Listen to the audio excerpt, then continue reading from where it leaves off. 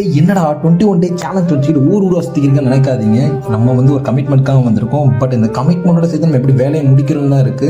இந்த வீடியோ நான் போட்டதே ரொம்ப சூப்பராக இருக்கும். ஃபுல்லாக பாருங்க. நம்ம எங்கே இருக்கிறோம் முக்கியம் இல்லை, நம்ம பண்ணணும்னு நினச்சா நம்ம எங்கே இருந்தாலும் அதை பண்ணலாம். இதை பார்த்தாலே தெரிஞ்சிருக்கும் ஒர்க் ஷாப்காக வந்திருக்கேன்ட்டு. ஒர்க் ஷாப் முடிஞ்ச உடனே ஃப்ரெண்டு வந்து இறக்கி விட்டாப்புல அப்படியே ஒரு ரைஸை போட்டு எங்கே போகிறேன்னு கேட்டிங்கன்னா திருத்தணி கோயிலுக்கு போகிறேன். ரொம்ப நாளாக போகணும்னு நினச்சேன். இன்றைக்கி என்னன்னாலும் பரவாயில்லன்னு போயாச்சு.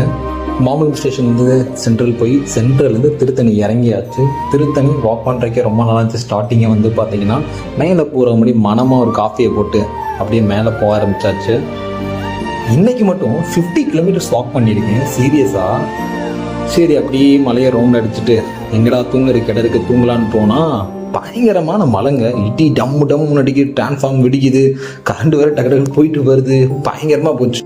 முருகன் விளாட்றதுக்கு ஆள் கிடைக்கல போல, அதான் நீ சூப்பராக இருந்தாலும் விளாண்டாப்ல. நைட்டு தூங்கின மாதிரி தான். ஓகே, இன்றைய டே முடிக்கிறேன். தேங்க்யூ, தொடர்ந்து சப்போர்ட் பண்ணுங்கள்.